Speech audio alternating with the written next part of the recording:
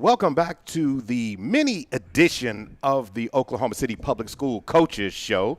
Of course, this is brought to you by TTCU Federal Credit Union, Dental Depot, Bedford Photography, Grinmore Sneaker Boutique, All About Now Photography, Sam's Club, ROK Recruit Oklahoma, SSM Health, Oklahoma City Community College, Super Prep, Just Burgers, and Perry Publishing and Broadcasting Company. All right. Right now at this wonderful discussion table, I'm honored to have with me Rogers Middle School, the Mustangs, who had finished third in the middle school basketball and now is looking forward to the postseason. But first, let's talk about them. Of course, I have Kavion Washington, the 8th grader, and of course, I also have his teammate and counterpart, Jacoby Harper, and of course, the head coach, Aaron Mosley. Coach, your team. You got to move your microphone up just a little bit on me there, Coach. There you go. So as the season came down the stretch, how did your team get better and get ready for postseason play? How they held each other accountable. It wasn't a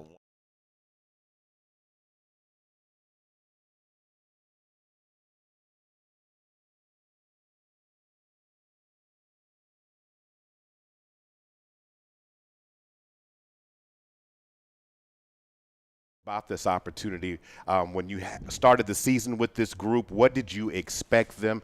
Did you expect playoffs? Did you know that was there, or how did you work that into seeing that into fruition? Oh yeah, I knew that playoffs was definitely in the picture. They set a goal at the beginning of the season. They said they wanted to get back to the chip, so they're on the right path to do so. Now, Kavion, of course, want to give you a shout out. You were recognized not too long ago as Athlete of the Month, but when we last talked, you had already put that past you. It's a team award. Any award that you get is also about your team. But what did that do to motivate you as the season went down the stretch here as we get to the postseason now? Was that not only that I won the award, but as my team, we really won the award because me every day in practice, not just only on the court but in the classroom, to be a student athlete. Oh, that's awesome. Jacoby, now that we've had, you guys are here, what are you most proud of in your accomplishments getting ready for the postseason? How did your game evolve and improve going down the stretch here? Just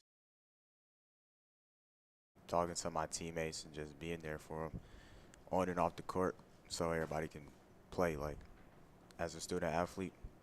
It's not only on in the classroom as well. The coach made a comment early on talking about the holding each other accountable.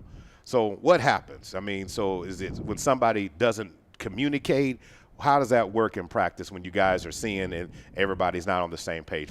How's that play out? Give me an example. So if me and Kavion, if we on this same team, and then he mess up, I'll go to him and then I'll tell him, like, just get it together. And then not only for him, just like all the rest of my teammates, just holding them accountable. You said that really, really nice. That was really good. Kavion, does it really come out like that? Yes. with everybody being respectful. Hey, can I talk to you for a second? Yeah, that didn't work out the way I thought it would. Yeah. Can we pick it up a little bit? Yeah. I mean, so that's the way. Now, in those moments, though, at first during the season, that can be kind of difficult. Somebody else calling you out. How did the team kind of evolve around that a little bit in terms of everybody understanding that no one person's bigger than the other, and we all, if we see it, we have a right to say something about it? Wait, can you say that again? Sure, no problem. Said, how did that evolve? In other words, everybody got to the point where it was cool to hold everybody accountable. How did that make practice more effective? Because Coach had set a standard, like when we first have tryouts and everything, to just like hold each other accountable, like don't be scared, and like not even on the basketball court, like we just see how we roll and just how we play and how we talk together, and then we just kind of like got like a type of bond, and like we just like, how I say it, got it together. We just got it together, like how we look at each other and how we play. We just got to talk to them, not even type of like anger way, but in like a good way, to like hold each other accountable and have that bond. Appreciate that. Coach, you know, when you hear the guys talk about it, of course, it plays out in real time a different way from a coaching perspective.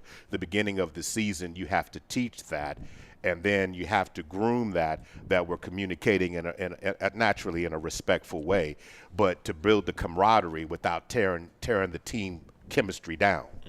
How did, you know, in this process with this group, how did that go for you in terms of that? You set the tone. They said it. You set the tone early. They bought in. That's why 9-3 the record is, because of that and that success. Was it easier to teach after a winning moment, losing moment? How did it get to this level, which has really benefited you guys?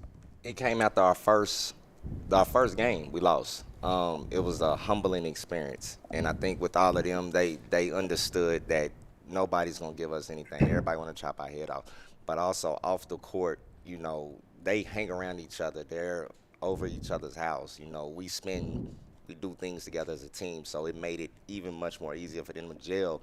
And if you gel off the court, you'll gel on the court. So it was real easy. I see that.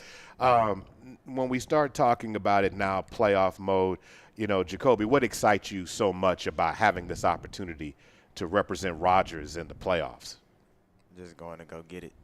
I'm trying to win, trying to take it all. That's no doubt.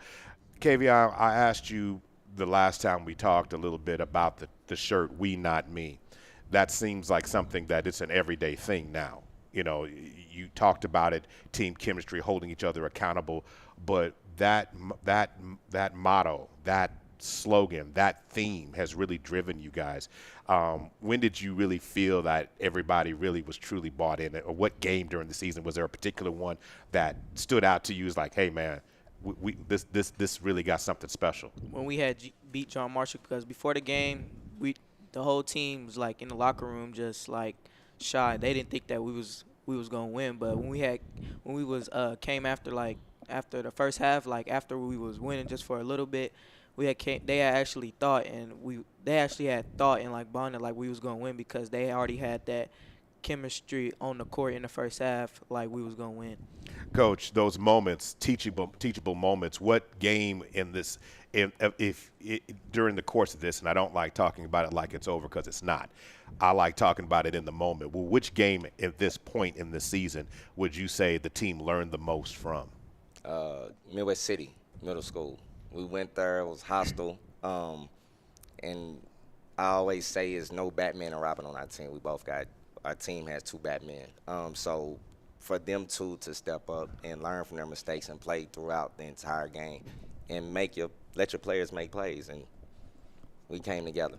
All right, Jacoby, when it gets tight down the stretch and you guys got to make plays, obviously you and Kay, you know, are on the same page. What kind of mentality does it take to win games when you're down 3 with 2 minutes to play, or down 5, or even holding on to a lead in that situation? What kind of mentality does it take to come out with a W in that situation?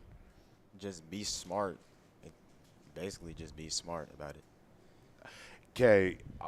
Kavion, oftentimes in those situations, mistakes can't happen, but you have to stay locked in. You have to be able to overcome those situations and overcome that. How have you and Jacoby grown over the course of this season to the point where the familiarity of the situation makes you feel comfortable? Wait, can you say that again? Sure. What situation down the stretch when it gets tight, whether you're up or down, what got you to the point where you feel comfortable in executing, not being concerned? Normally nerves get up, people don't lock in, you know, you get tight, a pass comes away. How did you manage to get yourself at that level? Because my coach or Jacoby talking to me one-on-one, talking about I got this, and then I be just having that mentality like I can do it, and my family talking to me about it on the sideline, so I feel like I have it. All right. There. Coach, executing in those key moments is something that this team has learned and evolved to do, and being able to make winning plays in those situations. You talk about letting the players play. As a coach, how did you get to the point where you felt comfortable with watching how they were performing in those key stretches in the game? Because we work on it. We got a saying in in practice and in the games. If they do something that we work on, the whole team or the player that makes that play, you know, he'll yell out and say, we work on that. We work everything we do in the game, we work on in practice. During practice, after practice, before practice, whatever. So if they work on it, I trust them. Give me a player on the team that has really surprised you. Obviously, you have these two standout players here, but give me some other players' names that have really surprised you, have really come along during this course of this season. Ari Long. Ari has improved so much from last year. We were talking about on the way up here. Ari, Vaughn, Zayden, I mean, all of them. It's hard to just name a couple. I would say they've all improved, but the one that has improved the most is Ari. All right. Our shooting guard. Kavion, you guys have a game against Belle Isle on Thursday. What are a couple of things it's going to take to get a win? Box out and rebounding. Box out and rebound. Jacoby, I'm sure you might echo the same things, but what are some things that will help you feel that your team will put yourself in the best position to win against Belle Isle? Like Kavion said, boxing out and rebounding and just being more physical. All right. Coach, obviously there are some that have playoff experience. There are others that are learning this. For the players that haven't had it, what's going to be your speech to those guys? Don't think, just play. Play basketball. Don't think too much. Don't put too much into it. Just play your game, and everything will fall into place the way it's supposed to. Now, you guys earn the right to defend and have it at home. Yes. How excited are you about playing in front of the home crowd, though?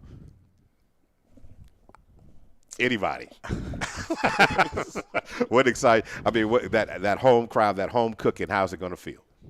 I mean, it's home. We got the home court advantage. Our family's there. Most people from Spencer's are there, and we trying to put on a show for them. Listen, you just said it a mouthful. Spencer is there. Yeah, that's real. And Spencer comes out and supports. Hey, guys, I know you guys are getting ready to get to practice, so I appreciate you guys stopping by. I just want everybody to understand this is a we, not me team. On Thursday, it's going to be a great matchup as ACAC postseason basketball begins. You're going to see it. You're going to see the Mustangs versus Belle Isle. Look for that game and look for the team that has put the preparation in, probably the most to come out on this one. But I'm going to tell you right now, in Spencer, it's going to be tough. We're going to go ahead and take a break. This is the Oklahoma City Public School Coaches Show. Brought to you by Metro Tech Technology Centers, also sponsored by TTCU Federal Credit Union, Dental Depot, Bedford Photography, Grinmore Sneaker Boutique, All About Now Photography, Sam's Club, ROK Recruit Oklahoma, SSM Health, OCCC, Super Prep, Just Burgers, and Perry Publishing and Broadcasting Company. We'll be right back.